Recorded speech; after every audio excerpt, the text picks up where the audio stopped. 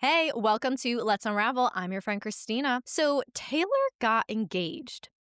Okay, I'm sorry. We're not on a first name basis. Taylor Swift and Travis Kelce got engaged over this past week. So, thoughts? Are you excited or are you very annoyed about how this engagement has taken over the media waves everywhere? I'm so curious to hear your thoughts. Drop a comment down below. If you happen to be listening on Spotify, there is a poll. If you click this episode on Spotify, you press more, you will see the poll is all the way at the bottom of the show notes. So, press yay or nay. I want to know your thoughts. And if you're listening on YouTube, drop a comment down below. Now, if you're listening on Apple Podcasts, unfortunately, there's no way to make a comment there. But if you want, feel free to jump over to YouTube and drop your thoughts in the comment below. So next week is the week we are going to have our very first guest appearance. Now, I'm not going to spoil a thing. I'm not going to say who it is yet, but I will say I've talked to this guest and they are quite excited about joining the podcast. And I think it's going to be a really great conversation. Now, you are not going to want to miss this episode. So make sure you are subscribed on YouTube, you're following on Apple Podcast or Spotify, because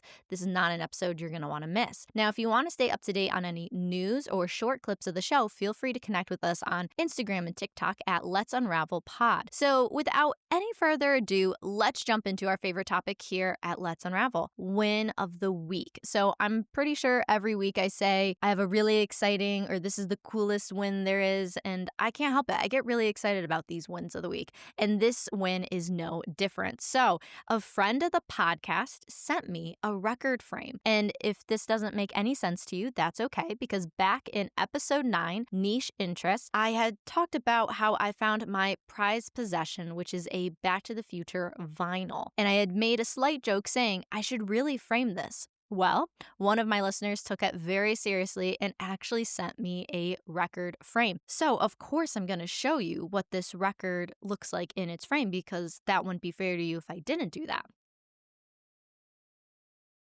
So without any further ado, this is my Back to the Future vinyl in its now record frame. So unfortunately, I can't lift the frame up any higher because there's a really bad glare. But for any of you that happen to just be listening and not watching on YouTube, it's just my Back to the Future vinyl. It is basically the cover of the first movie, and it's printed on this vinyl record. And then now the vinyl record is sitting in a record frame. So I'm so excited about this win. This will definitely be going up on my wall. This is a constant reminder of how much I love treasure hunts. Now, if you're curious about the backstory of the vinyl and you're curious about my reference to a treasure hunt, feel free to head over to Niche Interests after this episode, of course.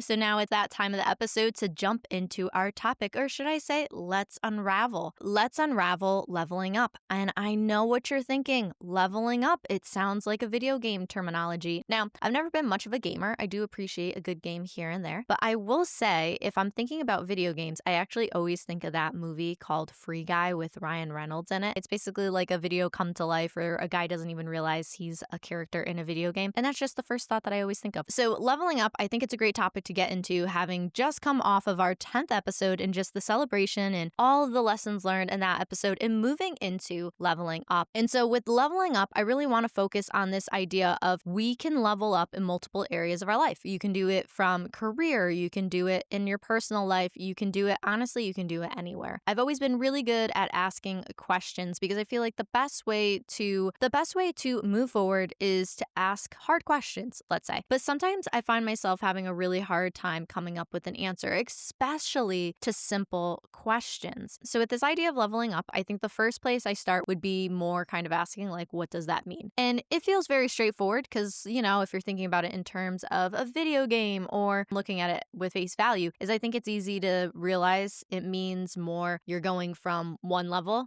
to the next level, hence leveling up. And this leads me to this thought process of something that I've learned about myself is I'm really good at asking questions, though at times I have a hard time trying to figure out how to build momentum. So this episode, we are going to just really be talking about what those next steps look like. And I do think there is one fundamental thing to cracking the code on all of this. If you are trying to build momentum, you're trying to get to that next level, and you're trying to ultimately, if you've identified what the purpose is that you are going for, whether that's in your life, your career, I mean, you name it, there's one thing that is going to propel you further than honestly anything else out there. Now, there's certain trainings that you're going to need to do for certain careers. There's certain educational classes and preparation that you're going to need. But if there's one thing besides all of those things that are going to really propel you into that next arena or get you closer to what it is that you want, we are going to need to focus on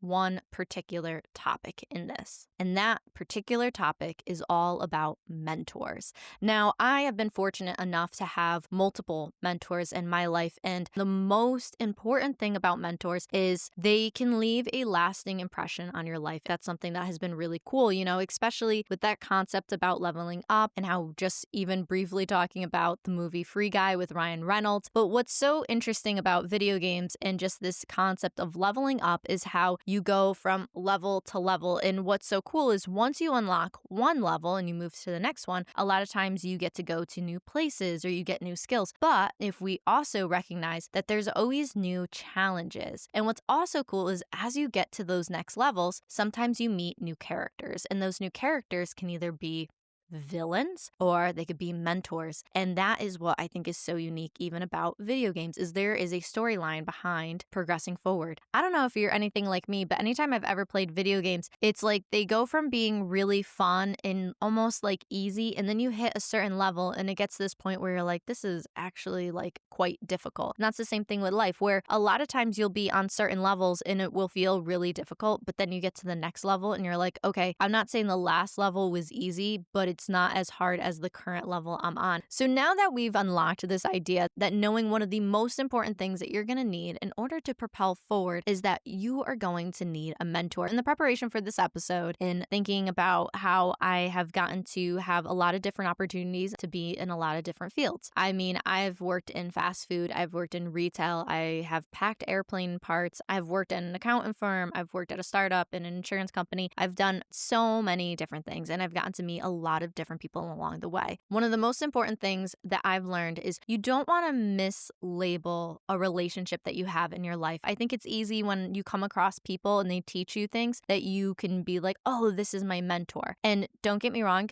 that's great. But there's a couple of key things that you want to focus on when we're thinking about this idea of mentor. So, of course, using movie and TV show references, because I mean, it's me. What else am I going to reference? A lot of times when you think of mentors, I think it's easy to think of Yoda in Luke Skywalker, because here Luke Skywalker is trying to learn just all these different things. And so Yoda comes in, teaches him how to use the Force and just a variety of things that come along with it. Now, when we look at other characters such as Tony Stark and Spider-Man, you have Peter Parker, who's a young kid in the process of just really trying to learn what being a hero is. And so then you have Tony Stark, who comes in and is mentoring him. And then taking it up to the movie The Karate Kid, not the one with Jaden Smith and Jackie Chan. I'm talking about the original Karate Kid. I believe it was made in like the 80s or the 90s with Mr. Miyagi and I can't remember the actor's name that actually played the Karate Kid. That was a big movie in my house growing up. Of course, we'd always do like wax on, wax off. But even looking at Mr. Miyagi and the Karate Kid,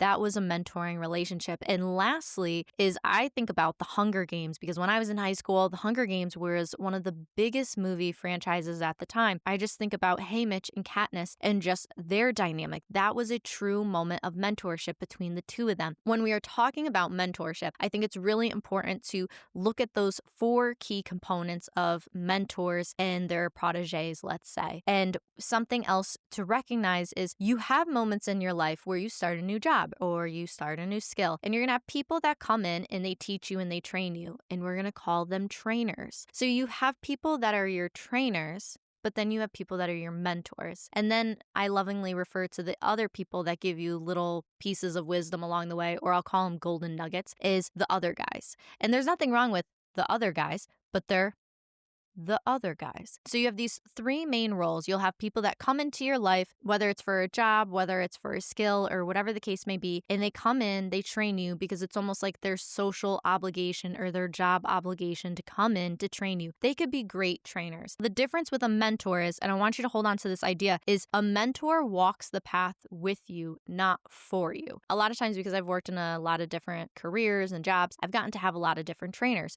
You will have people that come in and they train you and they'll be like, this is what I do, this is what you should do, and don't talk to me type of thing. Then you have some people that are kind of like, I just can't wait to be done with you. And then some people just want to talk to you and they have no desire to train you whatsoever. A mentor is very different. A mentor has this mindset of longevity because what they realize is whether this is a career, whether this is a skill, they realize that they're not going to be around forever. And ultimately, mentorship has to do with longevity. It has to do with this idea of legacy, what goes on beyond this person. With a mentor, the idea of a mentor is they are there because they are invested in you as a person. So they take on your success as their success, but they take on your failures as their failures, which is a really unique experience to have. And what's also really special about this idea of mentorship is you'll have these moments where these mentors will go to bat for you. They'll fight for you. And I think it's interesting because you can have these moments with mentors where there's a great love and a respect for them, but then there's also these moments of where there can be resistance, because the other thing is with mentors,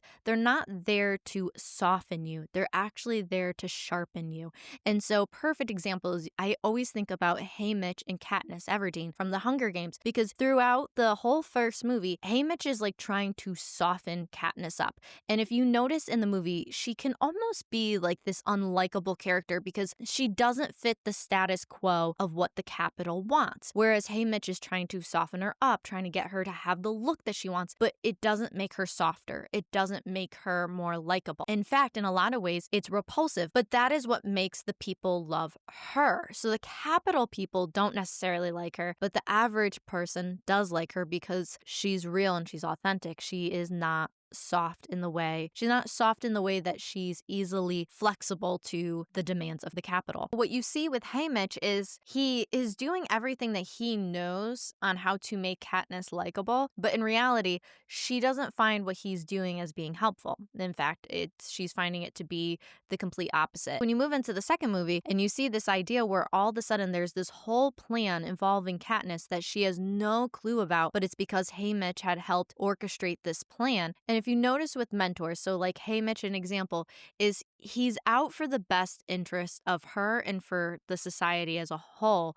He's not out for his best. He's holding this idea of having the best interest for Katniss at heart. This idea with Haymitch is, if you notice in the second movie, they have this whole plan orchestrated that Katniss has no idea about to ultimately get her out of the Hunger Games arena that she was brought into the second time. And so by the time she gets out and she realizes there was this whole plan that was orchestrated and that Haymitch actually was part of orchestrating that plan, that's when you come into some of this messy dynamics of mentors and their protege. Because it goes back to this idea of where mentors are in it for the well-being of their protege. It's not necessarily the well-being of themselves. And so that's one of those instances of where he's thinking ahead in the terms of what is going to be the best, not only for the society, what is going to be the best for Katniss. We have to get her out of this arena. And so what's really unique is I've gotten to have a lot of different mentors in a couple different areas of my life. And one of the most impactful mentors I had in my life was when I was stepping into this whole new world of business. And it was this moment when I was stepping into being in a startup and learning everything I needed to learn about insurance as an industry and as a whole. It was great because in a lot of ways, this relationship and this dynamic that I had, it started off what felt like kind of like a trainer, where it's like, okay, you're training me on teaching me what the fundamentals of this industry are. Okay, you're teaching me the best processes and procedures of this. But then what was really unique is the moment where all of a sudden it starts to change from being a trainer to being a mentor. And that is where, and a lot of times these relationships can happen like that very naturally, where it starts as being a trainer, but eventually over time it can shift into being a mentor. And if you're someone that is looking to find a mentor, two things can happen. You can either find a mentor, and the best way to find a mentor is to look at their life. So meaning this, if you're trying to find a mentor in business or in your career, I recommend you look at someone that is having the results that you want. And you want to see the longevity that that person has. So you want to pick your mentor very specifically. And you want someone that's going to have integrity. You're going to want someone that has done the hard work, because that's going to produce the best results in what they can necessarily provide back to you. Whether you're starting in a new organization, some organizations, when I worked at an accountant firm, they actually had where they did mentoring programs, which is great because you want someone that wants to mentor you. And so in this particular instance, I didn't need to go out and find a mentor. My mentor found me. There's 3 separate instances where you'll find a mentor. Either you go out and you find a mentor, the mentor finds you, or you're put into a situational moment, and that's where you connect with a mentor. Situational would look like Haymitch in Katniss Everdeen, where she got pulled to go to the Hunger Games, and she was given a mentor, and it was Haymitch, and that was situational. You look at Tony Stark and Peter Parker. Tony Stark found Peter Parker online and he ended up mentoring him. And then when you start to look at some of these other individuals like the Karate Kid, he ultimately found Mr. Miyagi and so on and so forth. Going back to the story of me when I was starting in this startup and I had no clue about insurance and I needed all the help I could get. So I had a coworker reach out to me, started as this training opportunity where I thought it was going to be, I'll teach you this, I'll teach you that. And in a lot of ways, that was what I was used to, was people would teach me, they would train me things, and then they would just throw me into the deep end and they'd say, good luck, kid.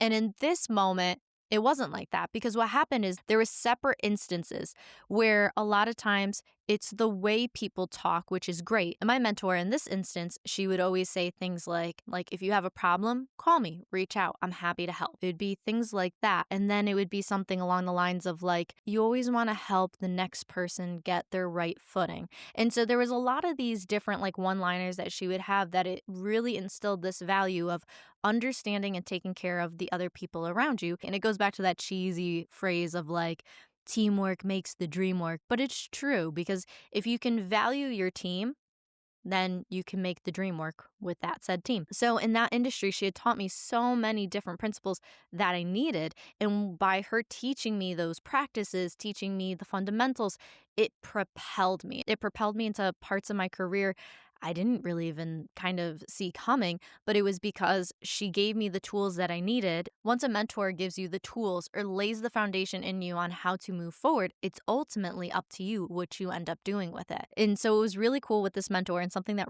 really stuck out to me was this moment where there was a particular promotion coming up, and it was within a certain department, and they were like, would you be interested in this promotion? It was more of a sales role, and it was something where I was like, you know what, I've been in sales before. It's not my favorite. And it was just one of those moments where it's like, oh, no worries. That's fine if you're not interested. But then she hit me with this question. What do you want? What is it that you're looking for out of your career that you ultimately want? I remember when she asked me that question, it was the most simple question, but I did not have a good answer. And a lot of times that's life. Really, really simple questions will come your way. And yet they're the most puzzling ones. That was just a moment where I sat there and it was great, because ultimately where I was like, and I think once you realized I didn't know what to say back, it was one of those things where it's like, take time, figure it out, and let's see how we can propel you into that direction. That was a moment where it made this lasting impression. I couldn't forget about it. After she had hit me with the question of what do you want?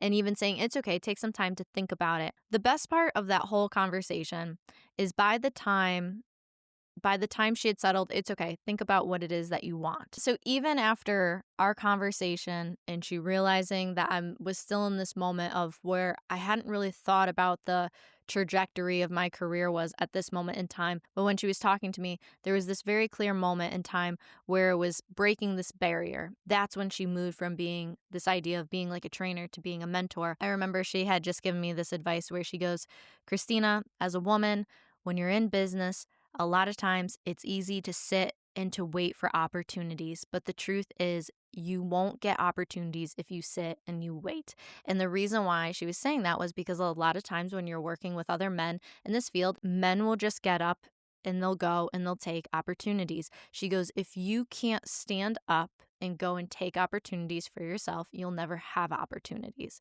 And she goes, and as women, she goes, it's great to be able to carve out space for other women to give them opportunities. And I just remember that was a moment. So even though I didn't necessarily want the job promotion that she was talking about, it was so unique to just see really this ability to see this kindness, where all of a sudden I realized, oh, she's more than a trainer. She is a mentor. She was looking out for my well-being. She was seeing that I had this ability that if I wanted to be in sales, I could be in sales. I had the bandwidth for it, but it maybe wasn't necessarily something that I wanted. And it was unique because over time, as I had gotten to become the head of my department and she was leading her department, it became this cadence where we were able to work very well together because ultimately there was this trust that was coming from both sides. So even in moments where there could be a questioning of like, oh, like what path are you thinking about taking? What I did, like kind of that, once again, looking at that idea of career, shifting things around. And ultimately, there's nothing better than when you have a mentor and you decide to make a big life switch instead of staying necessarily with a safe career and venturing out to something else. There's nothing greater than when you have a mentor that can look at you and say, because they've walked with you through some tough things, and they can just look at you and say, you know what, I know you'll be successful in whatever you do because you have a work ethic to follow it. And that's one of those moments where having mentors, they're so helpful. But like I said, with mentors, you have all the other different types of people that come with them. So like a perfect example is, like I said, the other guys. And so the other guys isn't anything bad, but a lot of times what happens is if you think about being in like a corporate company, not everybody can be mentored by the CEO. It's just not possible. There's one person and a variety of people. So a lot of times higher up people can be associated as the other guys, where they'll have great nuggets of wisdom when you pass them. But if you're not working with them daily, they get categorized as the other guy. And it's funny because I had remember there was this great one-liner that I had heard from the CEO of my former company, and we had been in this meeting and they were talking about developing a certain program. And one of my favorite lines that he had ever said is, of course, you're always talking about pricing. How much is this going to cost? What is this going to look like? And my favorite thing is he had said, like, I want to do this right. He goes, I don't want to pay pennies for a rocket ship because the goal is to come back. He was talking about it in the mindset of if you're building a rocket ship and you're trying to make it to the moon and you get to the moon, you want to come back. So why would you pay just enough for it to make it all the way to outer space, land on the moon, but then it breaks down and you're stuck up there? And that was one of those lines where I was like, wow, that's really great. I've also heard this other saying on the internet, which has become my new favorite, is buy it nice or buy it twice. And it's true. Anytime I've ever tried to be cheap and buy something not nice, actually, that sounds weird, but anytime I've tried to basically be cheap or try to save money, something has always gone wrong with whatever the item is that I've bought. But if I buy it nice, I don't have to buy it twice. That line was so true. Absolutely. That was one of those moments where you get some advice from the other guys. Maybe they're not your mentors. Maybe they don't have the same level of investment into you as your mentors do, but they still have a lot to offer. And even when I was working in a retail store and there was this time where I was thinking about leaving to pursue other opportunities, and I had this assistant store manager come in and he basically is like, no, I'm going to fight for you. I'm going to fight for you to get the job that you want and the wages that you deserve. I had never looked at that assistant store manager as a mentor, but it was one of those things where you can be like a trainer, you can be a manager, you could be a leader and still have a well-being aspect that you want to look out for other people. The great thing about all of those things is managers, trainers, you need all of those. It's the ecosystem. It's like the dynamic of a family where you have the parents, you have the siblings, you have the aunts, you have the uncles, all play a really important role. But once again, there's just a different place that a mentor holds, just like the other guy, just like the trainer, just like the manager. They all hold different places. All in all, the best way to level up is by mentorship. It really is. You hear the life lessons that someone else has learned that maybe you don't have to take the time to learn. But the one thing I've learned the most with about having a mentor is wasted time. And it sounds weird, but what I mean by wasted time is a lot of times you don't value what it is that the mentor has to offer because you get so sucked into the busyness of life, whether it's being in a career and trying to meet deadlines and just whatever the case is. So often we don't value the time spent with our mentor until you part. You know, I think about Luke Skywalker and Yoda, and it's not until Yoda is gone that it's almost like Luke feels this devastation. And it's the same thing with Peter Parker and Tony Stark. It's not until Tony Stark dies and then even finding out that Tony Stark is going to come back and play the new villain, Doom something. I don't know. Sorry, I Sorry, I'm more of the movie watcher than I am the comic book enthusiast. And so, but that's one of those perfect examples of where Peter Parker, he's so used to going to Tony Stark to talk about these different things. But even Tony Stark, when he was alive, he protected Peter. He didn't want him involved in certain things. He knew the significance of what being a hero was. He knew the burdens those things cost. And Peter Parker, when he first entered the stage, he was really on the young side, where he was just in the middle of going to high school. And it was one of those things, out of the kindness of Tony being this mentor, it was realizing you have the rest of your life to know how hard life can be. Might as well enjoy a few years of bliss. It makes me think of that phrase, ignorance is bliss, where it's like you're ignorant.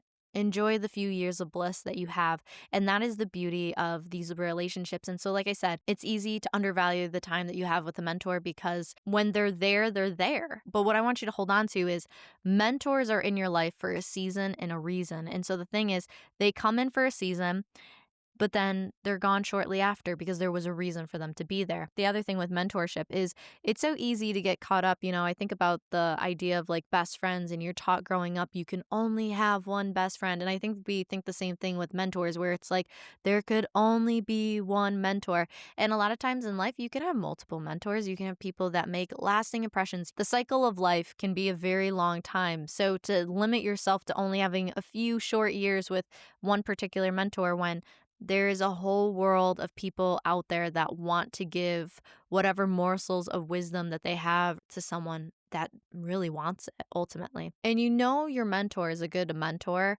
when there's someone that instills a belief system into you. And that is the most important part of mentorship. But I also feel like it's the least spoken part of mentorship, is the idea of instilling a belief system into you. You think of Mr. Miyagi with the Karate Kid, with the wax on, wax off. He was instilling this belief system into him that it was this redundancy where he could do these hard things. Even when the Karate Kid, like when he's in his final fight and he really injures his foot and he gets back up and he does that crazy like foot kick thing. It was this belief system Mr. Miyagi instilled into him, where it's more than just putting the work in, but it's having the belief system to back it up too. To hold on to our idea of leveling up, propelling forward, moving into those areas of success that you want, because maybe you've hit moments in your life where you're like, you know what, I feel like I'm at a standstill. I don't know how to move forward. I don't know how to get to the place that I want to get to. Or maybe you're like me, where it's like, I have an idea where I want to go, but I have the questions to ask, but I don't have the ability to build the momentum. Where do I get that? Mentors. And where do you find a mentor? And the thing is, you can search for a mentor, but oftentimes the best ones will find you. Whether you're walking in a park or working in business, they'll find you and ask the most simple but confusing questions like, what do you want? Sounds easy until they expect an answer. Anyways, but the point is, finding mentors. You can find a mentor, but choose your mentor wisely. The last thing you want to do is mislabel a trainer as a mentor, because mentors, what they'll do is they will go after whatever it is that you want with you, because they see your success as their success, but they also find your failures to be their failures. So to wrap this whole concept up into a phrase, episode in a phrase, it would be meaningful mentors. I feel like the picture for mentor would be Mr. Miyagi. And it's just funny because growing up, I had always heard this phrase all the time, was give a man a fish and you feed him for a day, teach a man to fish, you feed him for a lifetime. And that's what mentors do, is they teach you the skill so that you have it for a lifetime. Whereas a lot of times trainers, they might just throw you the fish so they can move on with their day, Anyways, so without any further ado, let's jump into our sticky thoughts that stick. So 1, mentors are with you for a season, but make a lasting impression. 2, anyone can provide insight in a moment, hence the other guys. 3, meaningful mentors instill a belief system that can never be shaken. Last but certainly not least, 4, be prepared for the easy questions like, what do you want? Because they'll expect an answer. So thank you so much for hanging out with me today and talking about mentors and how to level up. I'd love to connect with you more. You can connect with us on Instagram, TikTok, and YouTube at Let's Unravel Pod. If you enjoyed this week's episode or the podcast show in general, Please leave a review on Apple Podcast or Spotify. Your comments and 5-star ratings go a long way. Also, please don't forget to hit that subscribe button on YouTube or the follow button on Apple Podcast or Spotify to stay up to date on all of our latest episodes. We release new episodes every single Thursday, and you are not going to want to miss a thing. Like I said, our first guest appearance is going to be next week. You're not going to want to miss this. Well, I guess it's that time of the episode to let you know my thoughts on Taylor Swift's engagement. Yeah, I'm pretty excited. It'll be really cool to see what her wedding looks like and if we get any photos of it. Anyways, drop your thoughts down below. Dying to know if you are excited about her engagement too, or maybe you're annoyed by it. And if you are, I am so sorry. Anyways, it was great talking to you, and I'll see you again soon. Bye.